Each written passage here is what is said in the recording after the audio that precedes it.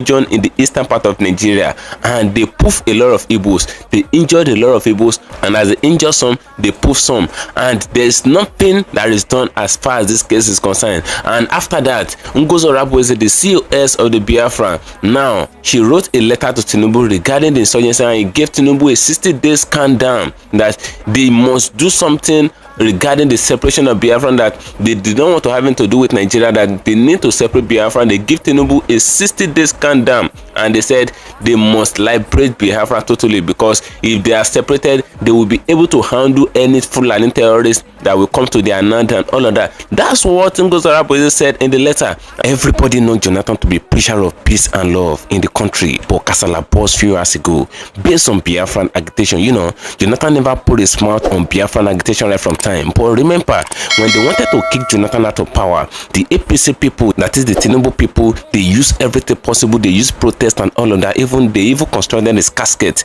to ensure that they made a large protest to shut down Nigeria until they finally kick him out of power. Now, Johnathan have finally come back through the back door. Johnathan have come out to state the obvious to them. If they did not allow the Igbos to go, if they think they can kick him out of power and they will not allow the Igbos to go, everywhere we boss. That was what Johnathan said. You will see show in this very video. A lot of Biafrans was kind of amazed, and they never expect that Johnathan can come this way. He said they must release another canon, they must release Amanekwa, and all of that. You will see it for yourself. I'll play you the full video in this very video. If you can share the video as you're watching it, just do what to share it.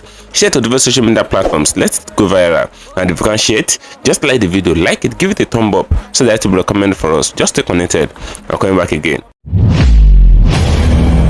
Welcome you back to IJAW Watch TV. I don't have bad news for you today. The home of religious gossip. But you should leave the fight for Mohammed. What is happening in the Christendom? Join now to make sense with IJAW.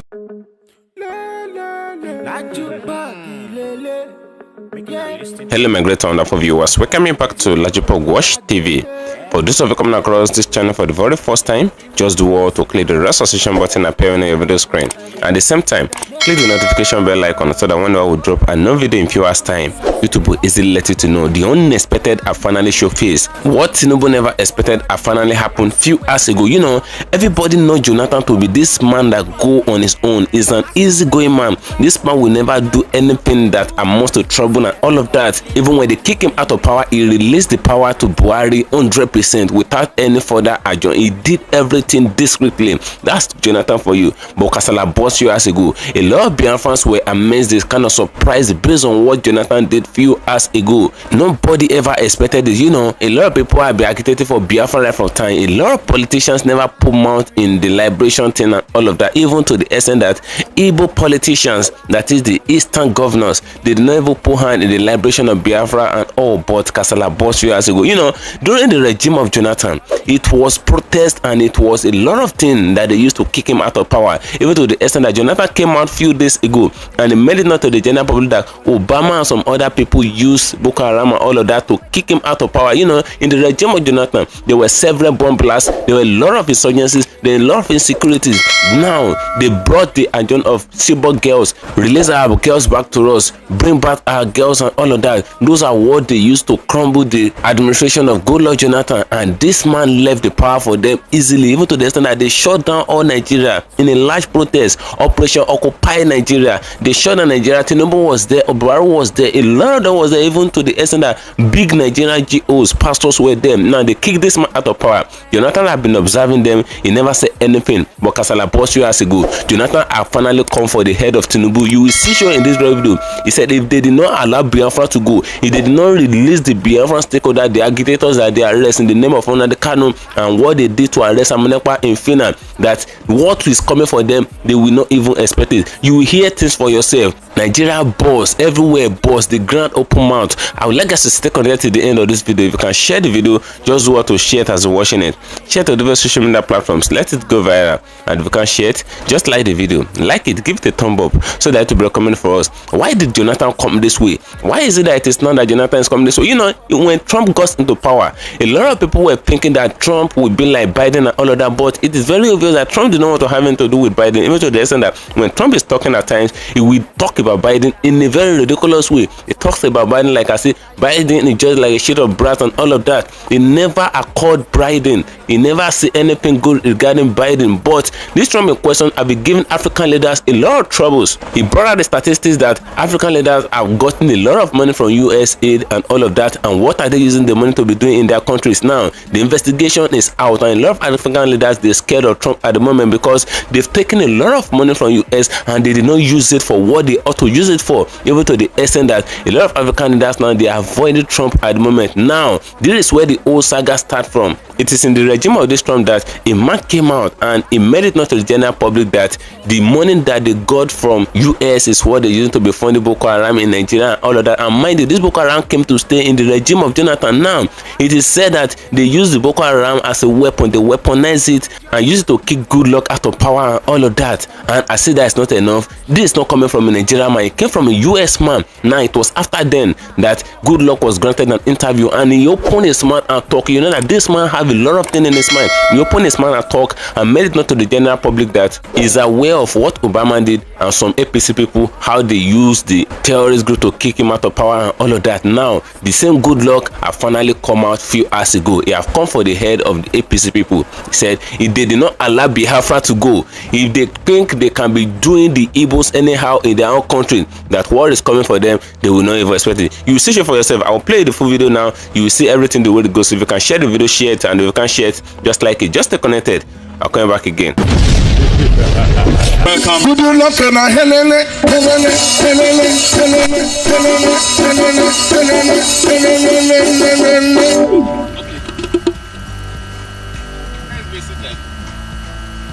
Your Excellency, good luck, Johnathan. The Igbos hold an important place in the history of Nigeria. They have made enormous contributions to the progress of our country, primarily through trade and investment.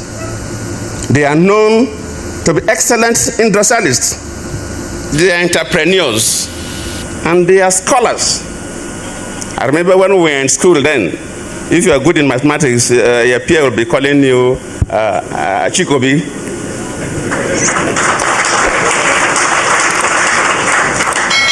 They epitomize resilience amid adversity and fortitude in times of despair. These are the virtues we need to emphasize now more than ever, given our nation challenges.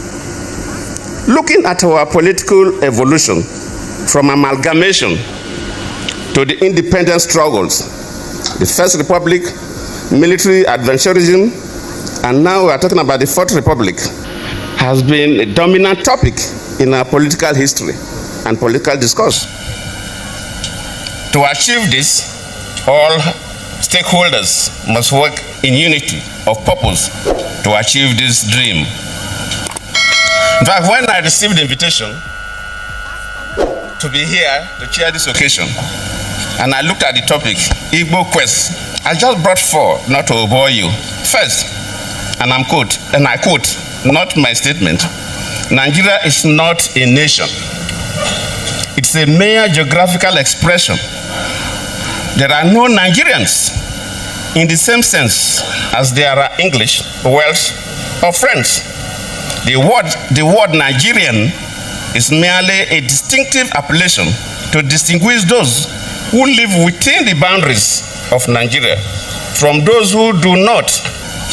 This is accredited to Chief Obafemi Awolowo, the former Prime Minister of the Western region. The second one, and I quote, it is true that we politicians always delight in talking loosely about the unity of Nigeria. 60 years ago, there was no country called Nigeria. What is now Nigeria consisted of several large and small communities, all of which were different in their outlooks and beliefs. The advent of the British and that of Western education has not materially altered the situation, and the many and varied communities have not knit themselves into a composite unit. This is accredited to Sir Amadu Bello, former Premier of Northern Region. They thought, and I quote, "Since 1914, the British government has been trying to make Nigeria into one country. But the Nigerian people themselves are historically different in their backgrounds, in their religious beliefs and customs, and do not show themselves any sign of willingness to unite. The Nigerian unity is only a British intention for the country." This is was said by Sir Abubakar Tafawa Balewa, the former Prime Minister. The fourth and the last, let me not bore you. And I quote, "Each of our three regions is vastly different in many respects, but each has this in common, that despite variety of languages and custom or differences in climate, all form part of one country which has existed as a political and social entity for 50 years. That is why we believe that the political union of Nigeria is destined to be perpetual and indestructible." This is accredited to Dr. Nnamdi Azikiwe, former president of Nigeria.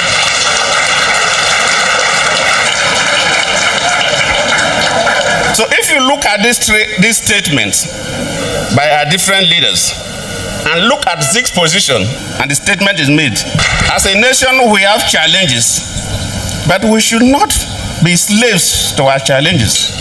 Let us get over the obstacles and move forward. We have to adapt. We must not conform. We cannot conform to some aberrant behavior considered to be politically correct. Let us look at the case of Rwanda, a country that is adapting to their situation. We had a gory experience of genocide. They reconfigured their nation so that in today's Rwanda, tribe is no longer an issue. They all see themselves as one people. I'm not saying Nigeria should do exactly like Rwanda. Johnathan Goodluck, the former president of the Zoological Republic of Animal Kingdom, Nigeria, has indirectly indicted Tinubu, who happens to be the current Wayo president of the Zoological Republic of Animal Kingdom, Nigeria. So this very message is for Johnathan Goodluck. So I want you to pay very good attention, and once you come across this very news, make sure that you share it so that it gets to Johnathan Goodluck, because I have a very important message for him. And as you can see, we will be reading this very news from one of the Zoo media platforms, Sahara Reporters. And according to their own title, they said, "You can't get accurate vote count in Nigeria due to many ghost voters," says ex-president Johnathan. You can't get accurate vote in Nigeria. He said you can't. That means there is no hope, even in the so-called 2027, although Nigeria's existence to 2027 is hanging on a tree. Yes, it's actually hanging on a tree, because you are not sure. Nobody is sure, including Tinubu, who is currently, preparing himself for 2027. He is not sure if the zoo will last till 2027, especially if the Prime Minister, Mazi Simon Ekpa, is released as quick as possible. Now, let us continue and read this very news in full details. And they said, speaking at the IJAW Africa Reflection Conference on Democratic Relations in West Africa in Abuja, Johnathan emphasized the need for integrity within the Independent National Electoral Commission, INEC. Former Nigeria President Goodluck Johnathan on Tuesday raised doubt over the credibility of Nigeria's electoral system, attributing inaccurate vote counts to the prevalence of ghost voters. Oh, say it go. Oh, say it go. Johnathan has finally found his voice to speak against the impunity of Fulani that is controlling the INEC and, of course, the presidency of the Zoological Republic of Animal Kingdom, Nigeria. So let's continue. Speaking at the IJAW Africa Reflection African Conference on Democratic Elections in West Africa in Abuja, Johnathan emphasized the need for integrity within the Independent National Electoral Commission, INEC. He urged INEC officials to prioritize ethical conduct over potential pressure, stating that resignation is a more honorable option than compromising the electoral process. In Nigeria, you can't get an accurate count of votes. I believe that we have too many ghost voters, Johnathan declared. Your cry does this start. I'm telling you. If you are pressured to do what is wrong, you should be able to resign and walk away. If we don't have such people managing our electoral bodies, we are in trouble. First of all, he is currently indicting INEC, meaning that INEC should be scrapped and new body formed, or bring new people into INEC, people who cannot be easily, influenced, people who cannot be easily influenced by the politicians for them to do their bidding. Yes, bring this type of people into the structure, and then politics. In fact, that is the beginning of politics. That is the beginning of politics, where you allow people to choose their leaders, and the vote of the people is counted while their voices are heard. But I have a message for Johnathan. Good luck. Let's continue. The former president's remark come amid ongoing concerns about the credibility of Nigeria's elections, particularly following the logistical challenges, violence, and technical glitches that made the 2023 general elections. You see, now he is indicting Tinubu. He is telling Tinubu that you, Tinubu, and your position as the so-called Mr. President of the zoo, you are illegitimate.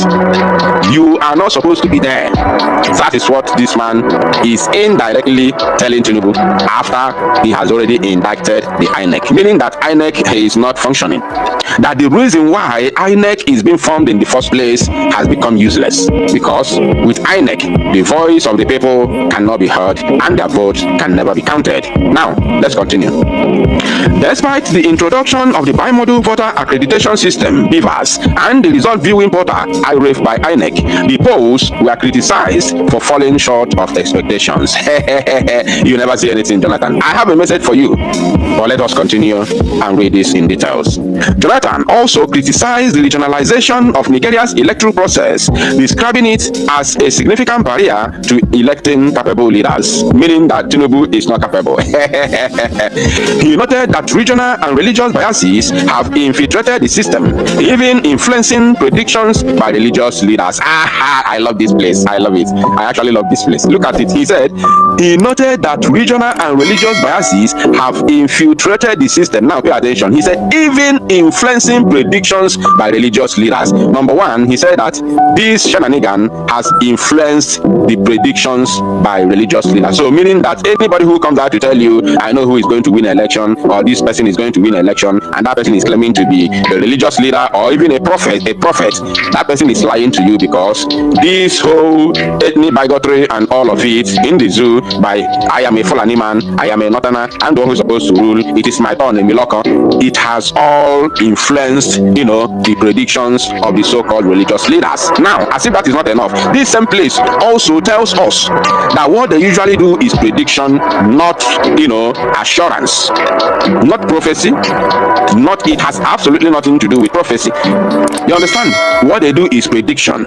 Even those who are not being influenced by, political, so-called political elites, those religious leaders claiming to be prophets and pastors who are not yet influenced with their financial powers, meaning that whatever they tell you is all about prediction. There's nothing, it has nothing to do with prophecy. Now, let's continue. When the electoral process is so regionalized, we are going to have issues, he said. If our system, before I continue, first let me analyze this. Maybe this is where I will start sending my message to Johnathan. Good luck. Yes. Now, according to him, he said, when the electoral process is so regionalized, we are going to have issues, he said. Now, it is in the open that the zoo politics and politicians always play regional, religious, and tribal games in politics, in the zoo politics. We all know this. So, therefore, Ebele Johnathan, good luck. Haven't you seen that such a thing can never stop? For that wonderful question, the anchor of this great platform. First and foremost, I want to say, someone has come out to say or as outlined countless times that he said that the Nigerian government cannot win Biafra with a barrel of gun for the second time. Now when he said that, see, Nigerian government cannot win Biafra with a barrel of gun, it means that nobody needs to die for them to exit Nigeria. Now, Ojogun fought Biafra in a different dimension. Now, Mazen Mikanu did it via his own dimension. So ECPA is taking it globally. And now, we've seen world body recognize Biafra. We've seen the UN and then some other global body have come out to endorse the Biafra struggle. So kudos to him, it is a plus. Some persons have come out to say that Samonepa should be discredited, the likes of Ohanes Edigbo and that of the southeastern governors. But my question is that you said Samonepa should not be taken serious. Then who should be taken serious? The government who is not willing to protect our people? Is it the people who have refused to speak up when the Igbo man has been marginalized in the country? Is it the same governors who have become a tools in the hands of their Fulani master? So for you to even have a character like Samonepa and Nnamdi Kanu to have come out to say enough is enough, that we are tired of this contraption called one Nigerians. It shows that these people have this mindset that, see, they can no longer be the slave. So for him to have even gone as far as to hire lobbyists that will speak on behalf of Biafra in the world in the UN summit, to me it's a plus, and that alone, the voice of Biafrans will be heard globally, and the voice of an Igbo man is also being heard globally. Now let me take it back the line. When Southern Sudan and South Sudan wanted parted ways, nobody killed each other. Nobody go through the route of violence. It was done amicably. So Samonepa is doing it amicably for him to convince world leaders that this thing is possible, and why the government of the day, the present government of Nigeria, are not seeing it that way. Thank you. You can also to the government, to the Nigerian government, be worried about